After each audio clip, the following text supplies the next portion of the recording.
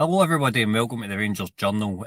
Today, I've got an interview with Mr. Scott Wilson. He covers Newcastle Middlesbrough. He's a chief editor down south. So today, we're going to discuss the Paddy McNair link.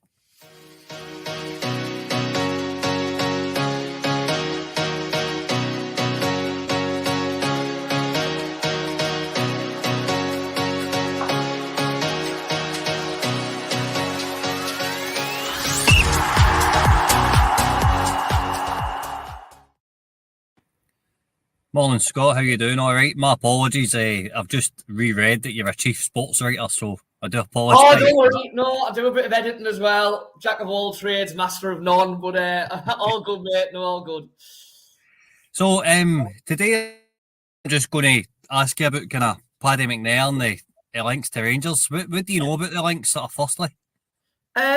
Well, to be fair, they've predated the actual confirmation of him leaving Borough, to be honest. So he's kind of confirmed on his social media that he will be leaving Borough this summer as a free agent. Contract has expired. It's kind of been an open secret that he wasn't going to be getting a new contract at Borough, largely because he's one of the few remaining players on Borough's books who signed their last contract when they were just out of the Premier League, and so throwing a fair bit of money around.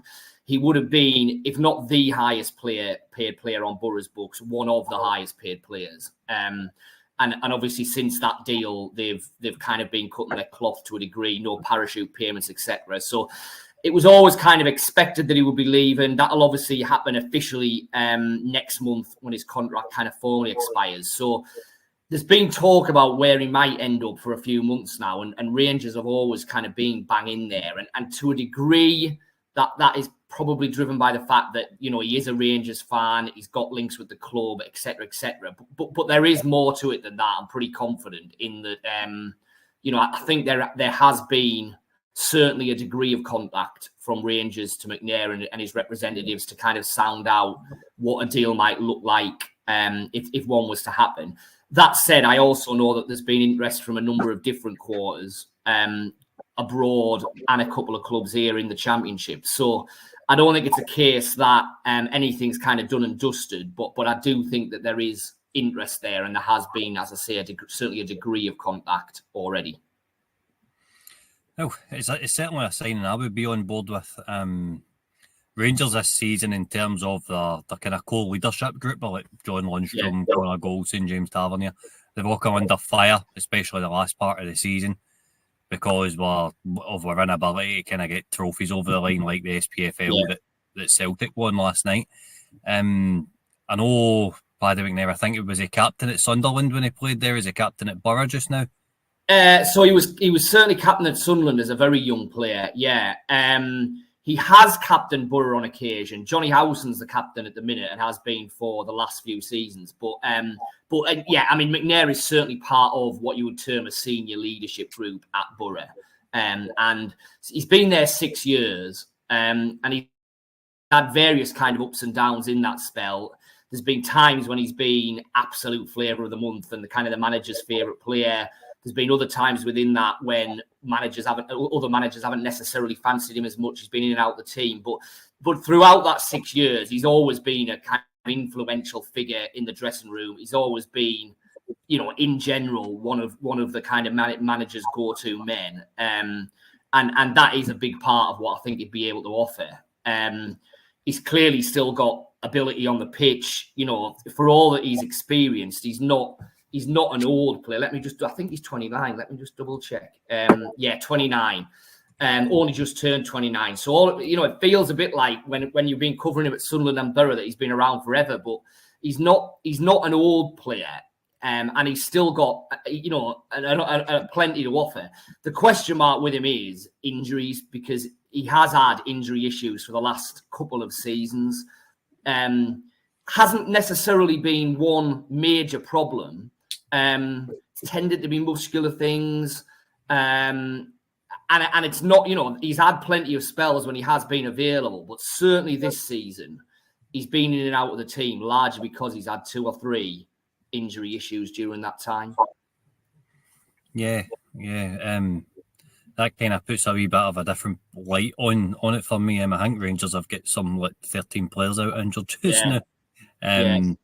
We went down south and bought the likes of Kieran Dibble up last summer, and I think it's been fair to say due to Kieran's kind of injury record, it's not really worked out. You can clearly see the boy's got ability on the pitch, but I think the supporters up here would be a wee bit apprehensive potentially about the signing. Is it the kind of same problem we had, or is it just luck? It's a bit of both, really. As I say, they've tended to be muscular things. They've tended to be issues that have kept him out for maybe 3 weeks a year, a month there. It's not been 6-month absences or anything like that.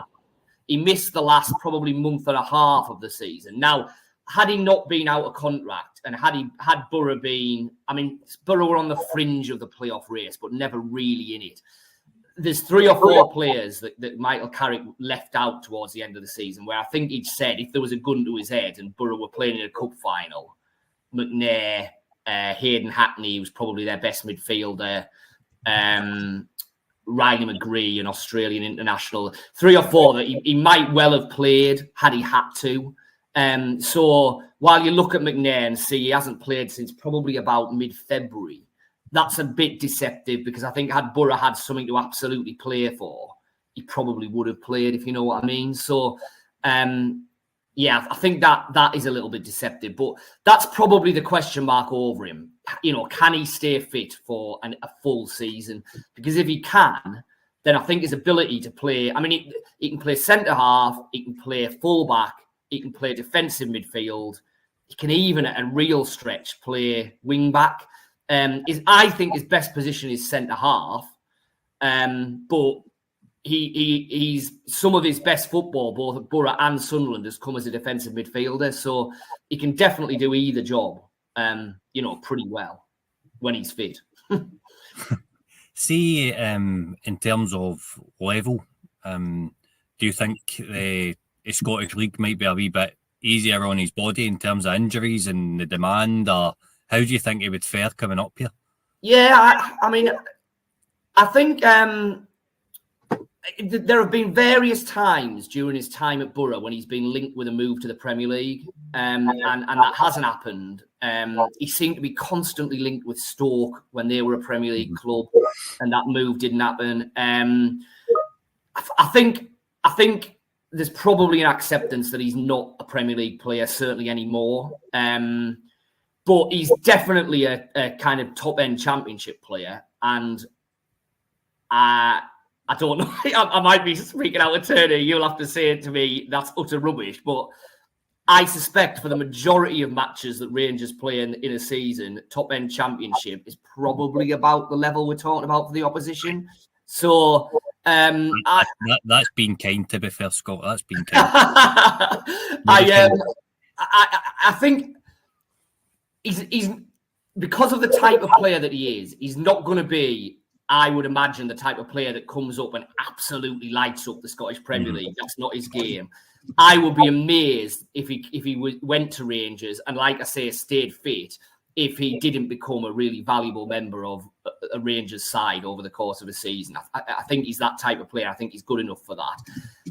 As I keep coming back to, the issue over the last couple of years has been he hasn't really been able to play 6-month blocks at a time without staying fit. I think with the demand up here, in terms of depending on where Rangers are playing in Europe next season, I don't think we're going to be able to negotiate the Champions League qualifiers. I think we'll probably end up in the Europa League again. I think that's fair. I think that's our level. So mostly we play our games Thursday, Sunday when we're in that group stage. Do you think he's robust enough for that demand, or do you think he would need to be managed, so to speak? I think his record over the last couple of years would suggest that Thursday, Sunday every week would probably be a stretch on him. But then once you get a player towards their 30s, that's probably true of a lot of players, really. I don't think... There's been plenty of times with, the championship down here tends to be Tuesday, Saturday, Wednesday, Saturday, Tuesday, Saturday. There's a lot of games, and he's not, I don't want to give the impression that he's a player who has been constantly out during that 6 years. He hasn't. he's just struggled a bit with it this season. Now, it might just be that there's been an issue there that's taken a bit longer for them to get right than I thought, and get a full pre-season into him. It might not be a problem at all. But I think that's probably going to be the only maybe question mark why clubs might look at him now. The other thing, obviously, with Rangers is, I do think that there's interest from the MLS. Borough lost Matt Crooks, kind of attacking midfielder. He went to America in January. I think there's interest in McNair from there. Now, Crooks, when he left to go to the MLS, certainly the suggestion was that he got a pretty big hike on what he was on at Borough. Now, McNair has been on pretty decent money at Borough, and hence why there was Borough were never going to offer him a new deal on those terms, because they're not offering those terms to anyone anymore. I don't think McNair would necessarily get that from any championship club probably anymore, but he might get it in America, and that might be interesting. I wouldn't pretend to know what kind of money Rangers were able to offer wage-wise, but I think the MLS would be a potential stumbling block, maybe, if that interest was to firm up, because I suspect the money there will be pretty lucrative. Aye, I would probably agree. Yeah. I think Rangers, in terms of finances, just now are going to be trimming the wage bill down. I mean, I read this morning we've gave Kemar Roof something like £6 million over the course of his contract, and he's not been fit. From much of his Rangers career. Now, if it's Rangers against clubs in the Championship, then, unless you're talking one of the clubs coming into the Championship with parachute payments who will have a load of money to throw around, I think the general wage level in the Championship in England is pretty stagnant. I think that most clubs without parachute payments are less kind of, or a bit more reluctant to kind of chase the dream than maybe they were and just throw money around left, right and centre. So I think Rangers could probably compete against Championship clubs if that's what they were up against in terms of wages. The wild card is if someone, say, from the MLS or one of the leagues abroad comes in, then that's it. And at 29, this is McNair's big move, isn't it? It's his last big kind of opportunity. If he can get a 3-4 year deal on reasonably big money, then that's his career set. You know what I mean? That's that. So that I think that will come into the thinking. Yes, he plays international football, but he's always going to get picked for Northern Ireland, whoever he's playing for. I don't think it'll make any difference there whether he's playing in England, Scotland, US, Saudi, wherever you want to name.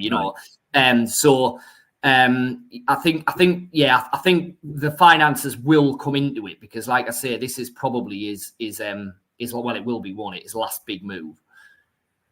Yeah, definitely. Where's he predominantly played for Middlesbrough? Has it been at centre back, or has he played in the six? He's predominantly played at centre half. When he first came in, he was more of a midfielder. It was really Warnock who moved him to centre half, and then he stayed there under Wilder, and he stayed there under Carrick.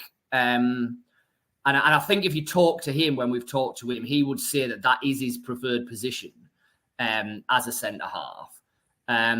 But like I said, there have been various points where, partly through necessity, partly because the manager fancied him there, he's played defensive midfield. But I think his best role is centre half. All right, definitely. Has he got, from what I've kind of read over the last couple of months about Philippe Clement, he likes to have kind of pacey, powerful players. Does McNair maybe fit that description? Has he got any sort of a decent amount of pace on him? I wouldn't say that he was a lightning fast kind of defender. I think his main strengths, he's very good on the ball because he's got this midfield kind of background, and because obviously as a kid he came through at Man United and was part of their academy system and stuff. Whenever he's played at centre half, even before it was kind of fashionable, if you like, to have ball playing centre half, so get the ball off the goalkeeper and knock it around. That's always been McNair's game. He is a footballer. So in terms of his main strengths defensively, I think he's positionally very good. He is strong. He's big. He's good in the air. He's probably not lightning fast, but he's very good with the ball. He's more than happy, stepping out. He'll join attacks. He's definitely a threat of set pieces in the opposition box. And yeah, I think that's when he's at his best. I would probably agree with that. He's I think it's one that's splitting the Rangers support just now, but I'm needing some kind of reliable leadership in. You're saying that he steps out, he likes to step out of defence with the ball. We're playing against a low block most weeks, you know what I mean? Yeah. So it wouldn't be pressed as such on a weekly basis. He would in the games against Celtic, but as long as he can kind of play out for that, I think it would be okay. Just one last question, Scott. Do you think this would be overall a good signing for Rangers? Do you think it would be worth the money? I do. I think that he's, like I say, I think he's a top end championship player. So I think that would, translate to the Scottish Premier League. Will it happen? I think you can get caught up in this a bit as a fan and everything, can't you? I think the pull of playing for your boyhood club will mean something to him. He does have that affinity with Rangers. He always has had. I think that will mean something. I just, in the back of my mind, wonder if there is proper interest from somewhere like America, will that sway it, and will he think, do you know what, this is my chance to set me and my family up for the rest, and let's go and do that. Let's see how it plays out. I mean, obviously he's a free agent, so the ball's entirely in his court. That'll be the decision that he makes. But yeah, I think it would be a pretty decent signing for any championship club with aspirations of kind of trying to get into the playoffs and be part of that mix. So I think if I'm saying that, then I'd have to think that he could do a job, similar type of job for Rangers as well. Okay, magic. Do you want to tell folk where they can find you? Also, that's brilliant, mate. Yeah, so we're the Northern Echo. We cover Newcastle, Sunderland, and Borough. Every now and then, obviously, there'll be Scottish links. So if there's anything like that, we're www.thenorthernecho.co.uk, and myself and Dom Shaw, who I work with, also do a twice weekly Borough video cast, a bit like this, which is called You Are My Borough. So if there are ever any more Rangers Borough links, have a look on there, and we'll see what happens. Right, Scott, thank you for coming on, mate. No, cheers, enjoyed it, mate. All the best. Cheers, appreciate it.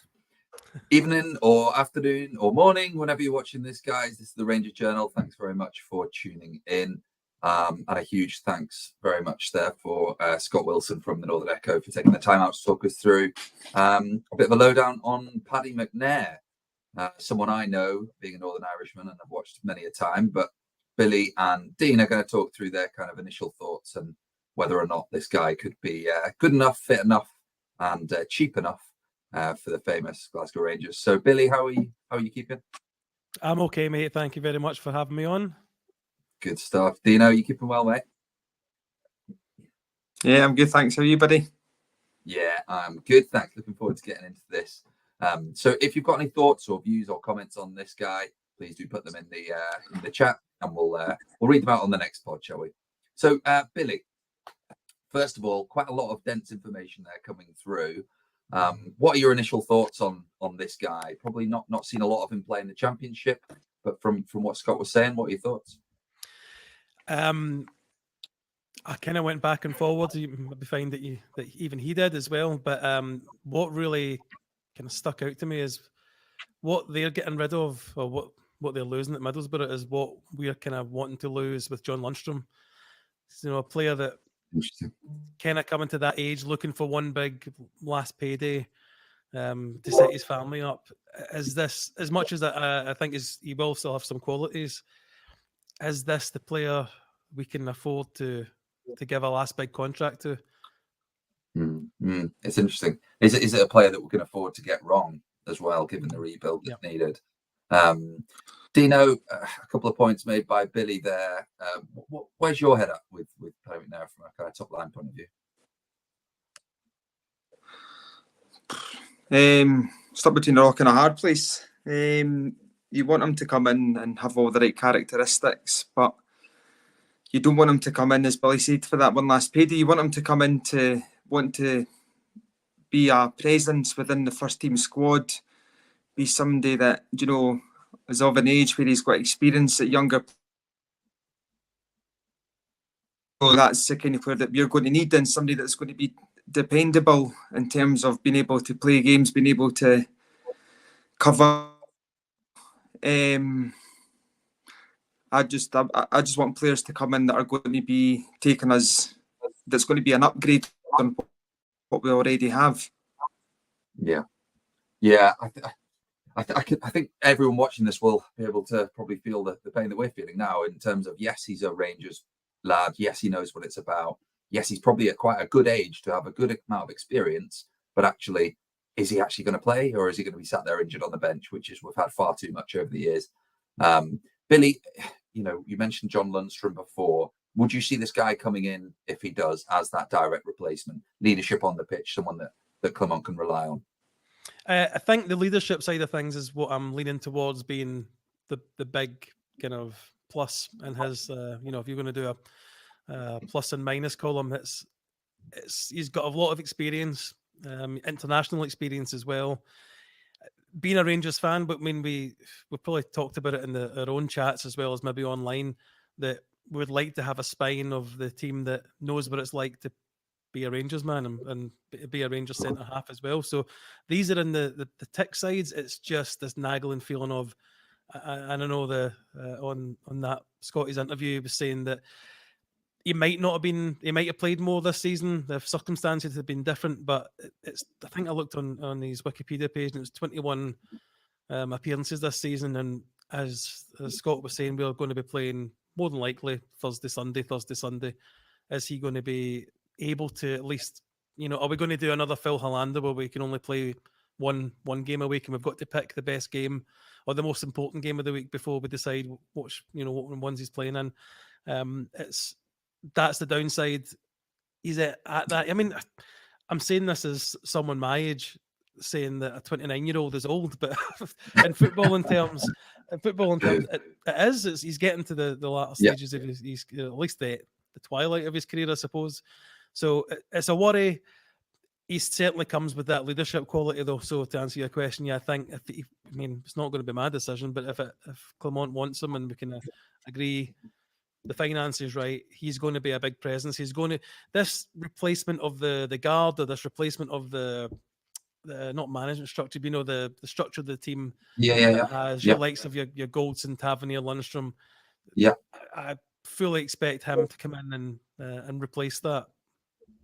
So you see him, if he was to come in, given the sort of potential salary that he's on now as a starter, someone to start the team and lead from there. I guess the vibe that I got, and if I'm trying to think through Clement's or looking at it through Clement's eyes at the minute, this is someone that knows what Rangers means. He's obviously played at a very high level with Manchester United, has captained then his clubs from then on, played international football from a young age, and has had very good players at an international around him. Stephen Davis, Johnny Evans, players that have played at a very elite level. Now, if we're thinking about a replacement for maybe someone like a Leon Balogun, who maybe would be coming towards the end of, or certainly the twilight of his career and maybe gets the contract extension, how would you feel about if he came in as that kind of utility, versatile, a voice in the changing rooms and a bit of a leadership figure for younger players? Yeah, that would be a perfect position if it wasn't for what he probably wants wage-wise. And, I don't think Balogun's on the highest at the club at the moment, so keeping him on wouldn't be financially as draining as maybe signing McNair, who'd probably want to be one of the higher paid players at the team. So that's a worry, just purely down the finance side. Yeah, I think there's probably two ways of looking at it, and I think if we say there's a bit of a Rangers tax if you're a Rangers fan, maybe they might be able to slip 10% off their salary because they're playing for their boyhood club or something like that. Yeah, of course, do it for free. So it is an interesting one. Is that the move that he can kind of talk to his grandkids about, that he got to play for Rangers, or does he want to go and play for kind of Colorado Rapids or whatever, in MLS? I guess it's a really tricky one. And I think, from your point of view, do you think a move to Rangers would signify, and kind of back up the previous, I guess, thoughts that people may have had about the SPL, which is it's a kind of graveyard for players who are just about to go over the edge. Do you think that's a worry, or do you think otherwise? No, because I mean, there's good players that can be bought. We just have to be a bit clever about are we signing players, I say, coming to the end of their career? Are we signing players coming to the end of the career but still have something to offer us? That's Sure. important. I mean, there's maybe a lot of people might think we should be looking further afield, and I probably am one of them, but we got Todd Cantwell from the Championship. Butland wasn't in the Championship, but we got him from the English market, so that's been a good signing. They've not all been terrible things, but we'll maybe need to interlace one or two good English players or English base players with people from the foreign. You know, we're looking at players at the Balkans at the moment and South America at the moment. So you want to kind of maybe get the younger players from these markets, or you're going to get them still at the 3 million mark. Whereas, I mean, if you were going to try and sign McNair 5 years ago, how many million are you? It's out of our league, so we're only going to get players of his quality at that kind of point in their career, or when they're out of contract, a la kind of Jack Butland as well. So Yeah, it's just it's not even the age, because when Balogun played well when he was older than that, 55 season and whatever, and so it's not necessarily the age, it's just the injury record of him. And again, it's not the worst. It's just it's been this season, and we're just typical picking up players that got an injury. It's now going to start keeping them out for a bit longer than when they were 2 or 3 years younger. We've had a lot of conversation this week in our kind of group chats and been talking quite a lot about Davy Weir as someone who has previously been exemplary in being what a Ranger is about. And I guess you look at the age that he came into the Rangers setup, and probably a lot of people at that point thought he was over the hill, or perhaps a shadow of the player that he maybe was in his younger years. I guess one plus side to, and Dino, I'll come to you. Thanks for joining us again. I'll come to you. Do you think that Paddy McNair could emulate a career like Davy Weir, where he's got a 5, 6, 7 years ahead of him playing as a real rock in defence for us, leading the line, an old school traditional defender, no nonsense, but does the business well, and I guess wears the Rangers crest the way that you'd want all Rangers players to do?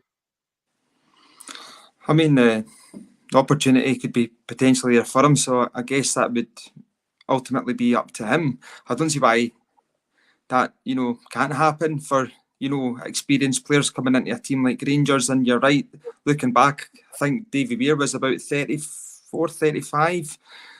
Came in, obviously not going to look at Everton, comes in, I'm sure, the January with Hugo Egiog for Walter, and right away we were solid at the back, and that's what we need. Somebody that is going to be able to lead the line. And if Paddy can do that, there's it's within his own control to do that. He can do it. I don't see why not. And that's obviously something that's been missed for a while, I think. And having comparisons to Davy Weir, people thought, he's just going to come in and that's 6 months until the summer, then he'll probably hang up his boots, or he'll go into the wilderness somewhere and be forgotten about. But he came in and he was an absolute game changer. And I think Carlos Queller, quoted saying that he was the best person that he ever played with. So, and I always thought that Carlos Queller was phenomenal for us, and then went on to have a good career at Villa and whatnot. But if Paddy can do that, and then you have somebody, coming in and saying that it's the best defender that he's played with, I think that would be a phenomenal achievement for us and for him. And he's a Rangers fan. You don't need to. I know people say you don't need to be a Rangers fan, but I think sometimes it's good to have Rangers fans within the squad. We're all Rangers fans, so that's something that we want, isn't it? We want to have Rangers fans in the squad. although the people say they've come to the club, fall in love with it, Alberts, Newman is two quite good examples, but they were always surrounded by players who were Rangers fans before they signed for the club as well. So having those types of players in and around the squad is something I think that is going to be hugely beneficial for us. And Paddy McNair definitely fits that profile. Billy, what are your thoughts? Clearly now we've kind of, the days of having 3 or 4 Scottish or British Rangers fans within the sort of starting lineup is kind of no longer. Do you think that it is crucial to a Rangers team to have those in there? So when it comes to, Old Firm or big games or cup finals, whatever it would be, to educate the players around them. I think back to Rino Gattuso when the players kind of told him what it was about and brought him up to speed on what it was like to be a Ranger. Do you think that's pretty key to how Clement will want his team to sort of look and play and feel moving forwards? I don't know if Clement might be thinking it. I think us as fans would much rather have not much rather, but would rather have Barry Ferguson types, Ian Ferguson types, John Brown types, in there that know what it's like or know what it means, what the fans are expecting. You can't really have too much of that, I guess.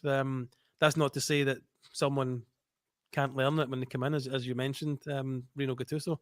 But just going back to your point on Davy Weir, I mean, there's a reason why we laud Davy Weir so much, is because he's the exception when it comes to players playing that long and at that high of standard into their careers. There's not many players play until that age and play as well as him. So it's just what the likelihood is he going to come in and be, and he's younger than what Davy Weir was when he came in, but is he going to come in and be a Davy Weir type player who stays with us 4, 5, 6 years and as the rock of our defence, or is it more likely he's going to get injured more often than not? So I'm trying not to be negative. It's just that's the thing that keeps coming back in. Niggling injuries, staying out for a little bit longer than maybe he should have done. But definitely would like, there's no point in having Rangers supporters on the team if they're not good enough. They still need to be good enough players.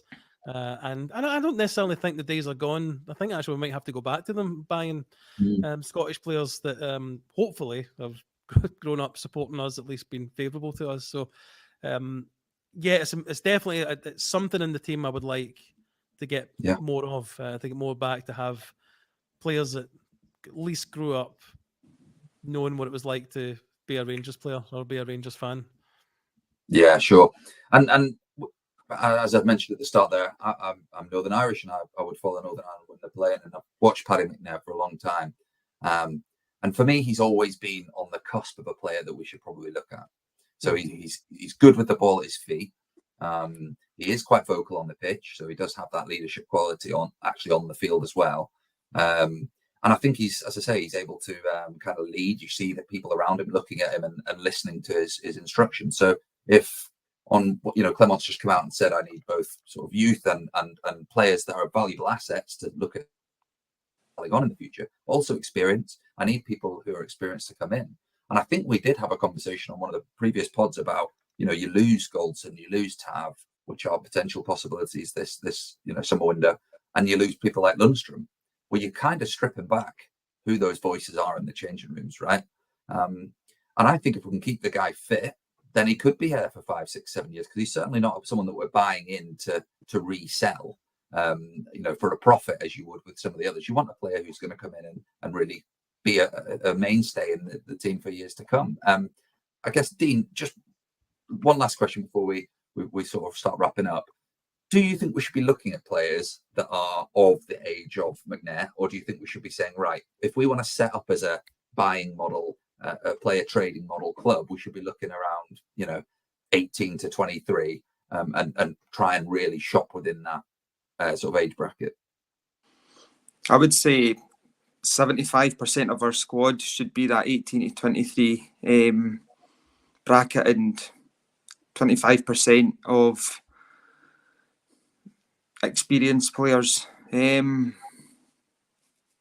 preferably players that have won things, preferably players that they've had relatively successful careers in whatever league or whatnot. But we need players to have the sort of experience and the understanding of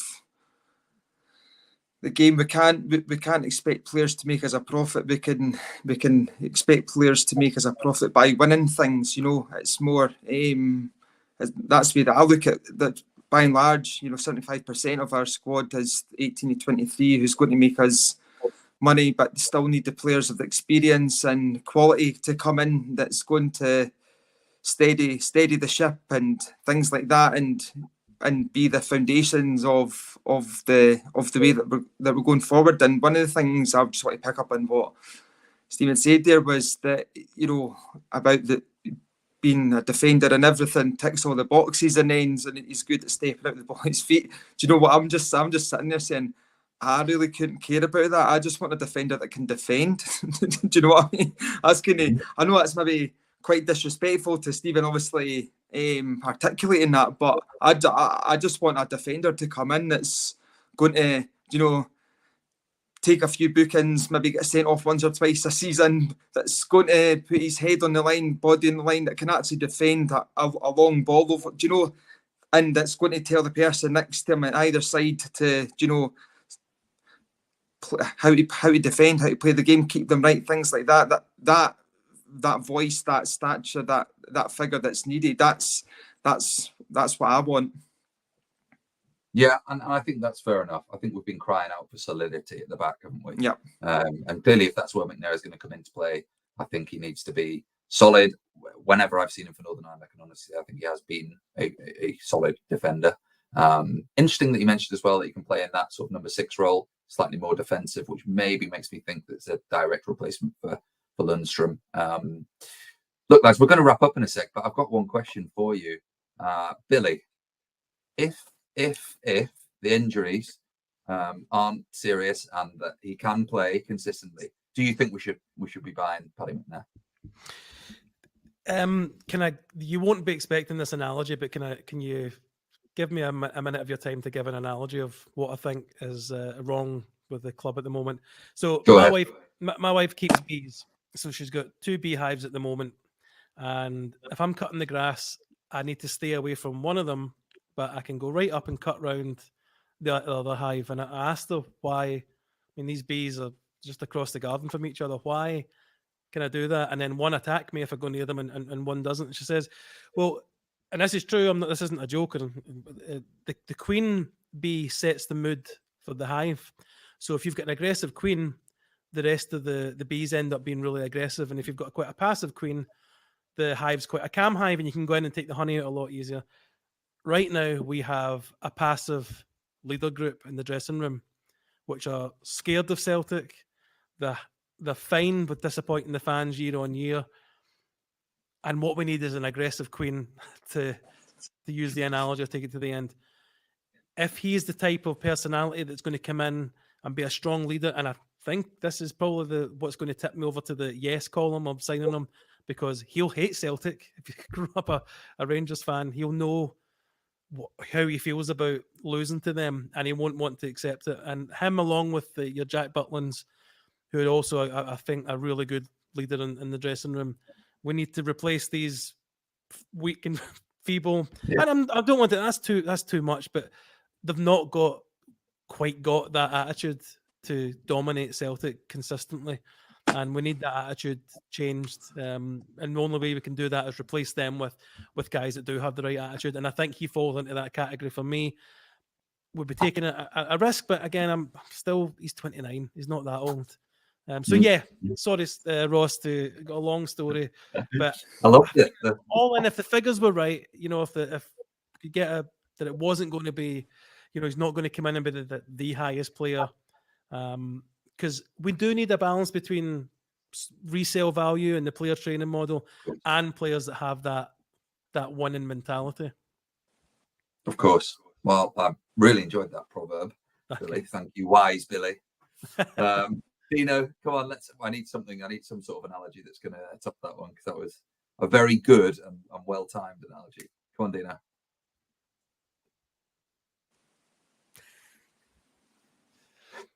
His analogy just to sit in there. He's meditating over that, Billy. You've got him meditating. Can you hear me, Dino?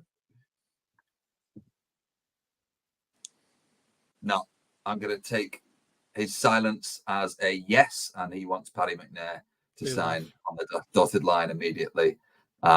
Look, as I said before, please do let us know your thoughts down below, whether or not you think Paddy McNair would be a successful signing for Rangers. I think it's fair to say we're probably in the yes camp. So the time will tell. But yes, if you like this, please do share, like, and subscribe to the Rangers Journal, and we will catch you very soon.